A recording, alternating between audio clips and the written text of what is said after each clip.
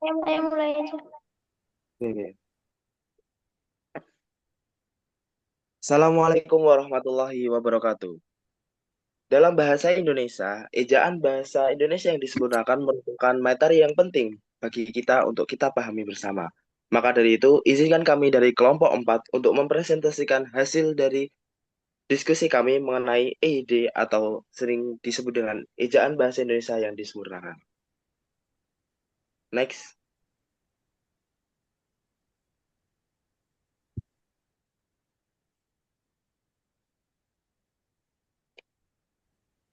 Ini merupakan anggota kelompok kami, kelompok 4, yang telah mendiskusikan ejaan bahasa Indonesia yang disempurnakan.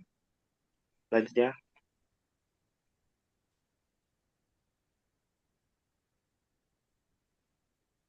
untuk materi pengertian EYD 5, kami serahkan kepada Mbak Intan. Kepadanya kami persilakan.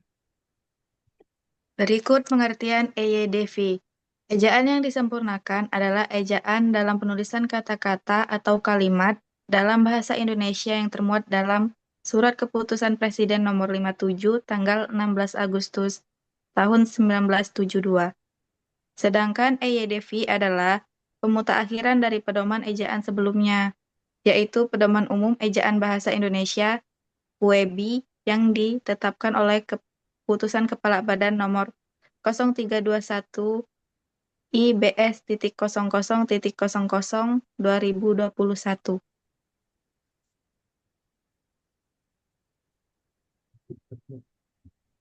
Nah, dalam EYD 5, tentunya ada beberapa hal yang perlu diperhatikan dalam penggunaannya.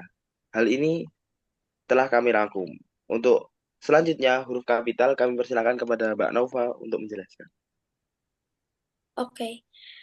Penggunaan huruf kapital. Yang pertama, huruf kapital digunakan sebagai huruf pertama setiap kata termasuk unsur bentuk ulang utuh di mana di dalam judul, buku, karangan, artikel, makalah, serta nama media massa, kecuali kata tugas yang tidak terletak pada posisi awal. Yang kedua, huruf kapital digunakan pada awal kalimat dalam petikan langsung. Yang ketiga, huruf kapital digunakan sebagai huruf pertama kata penunjuk hubungan kekerabatan seperti bapak, ibu, adik, kakak, serta kata atau ungkapan lain, termasuk unsur bentuk kata ulang utuh yang digunakan sebagai sapaan. Next. Ini ada contoh kasus karya ilmiah, yaitu zero sampah plastik sebaiknya ditulis dengan huruf kapital, zero sampah plastik, untuk konsistensi sebagai judul kampanye.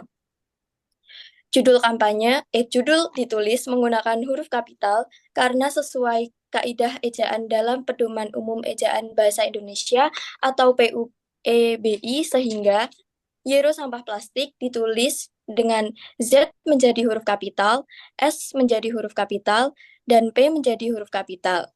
Karena zero sampah plastik merupakan judul dari kampanye, sehingga awal kata dalam judul menggunakan huruf kapital dan termasuk unsur bentuk ulang utuh.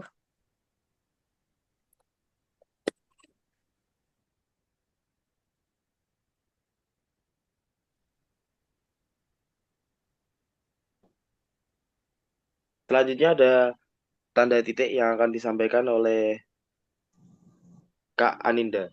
Kepadanya kami persilakan. Penggunaan tanda titik. Yang pertama, tanda titik tidak digunakan untuk memisahkan bilangan ribuan atau kelipatan yang tidak menunjukkan jumlah. Kedua, tanda titik tidak digunakan pada akhir judul dan subjudul. Ketiga, tanda titik digunakan di belakang alamat penerima surat serta tanggal surat. Keempat, tanda titik digunakan di belakang gelar. Contoh kasus dalam karya ilmiah yaitu sp.com diakhiri oleh tanda koma, seharusnya menggunakan tanda baca titik.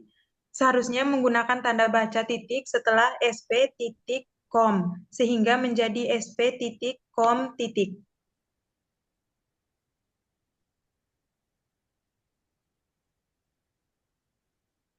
Nah, setelahnya ada penggunaan istilah dalam bahasa Indonesia yang akan disampaikan oleh Kak Ilmi. Kepadanya kami silakan. Baik, penggunaan istilah. Yang pertama, membuat tata bahasa lebih baku, dan yang kedua, memilih kosakata dan istilah dengan lebih baku. Yang ketiga, menyaring unsur bahasa asing ke dalam bahasa Indonesia tanpa menghilangkan makna aslinya. Next.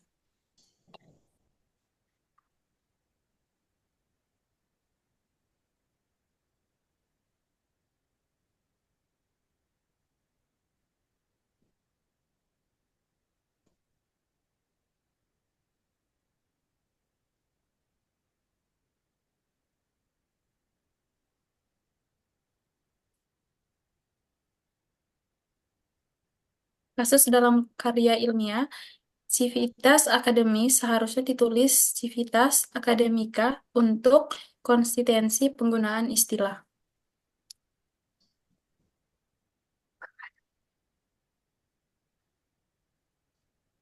Nah, setelah penggunaan istilah, ada gabungan kata yang akan disampaikan oleh Mas Azam.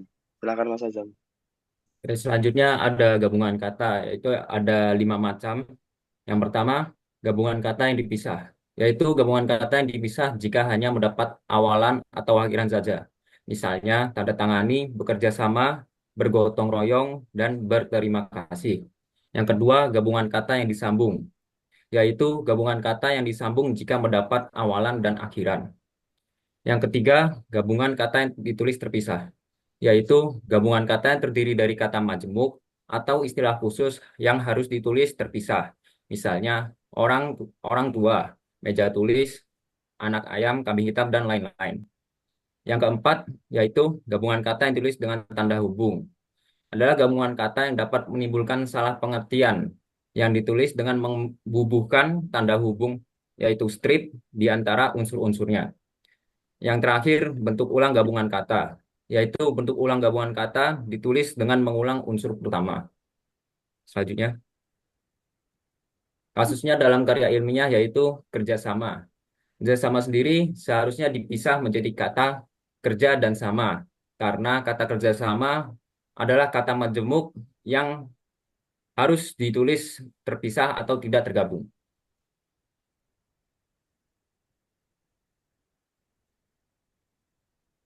Nah, itu tadi adalah penjelasan tentang hal-hal yang telah kami diskusikan mengenai karya ilmiah yang berjudulkan tentang Unisa Yogyakarta wujudkan kampus hijau, bersih, dan sehat. Tentunya dalam poin-poin tadi kami tidak bisa mencantumkan semuanya, namun mencantumkan poin-poin yang ada keterkaitan dengan karya ilmiah tersebut. Dan ini merupakan link artikel ilmiah kami. Lanjut ya.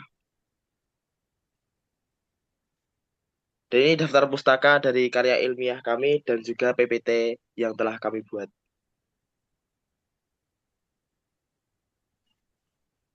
Oke, itu tadi penjelasan kami. Terima kasih telah menonton. Assalamualaikum warahmatullahi wabarakatuh.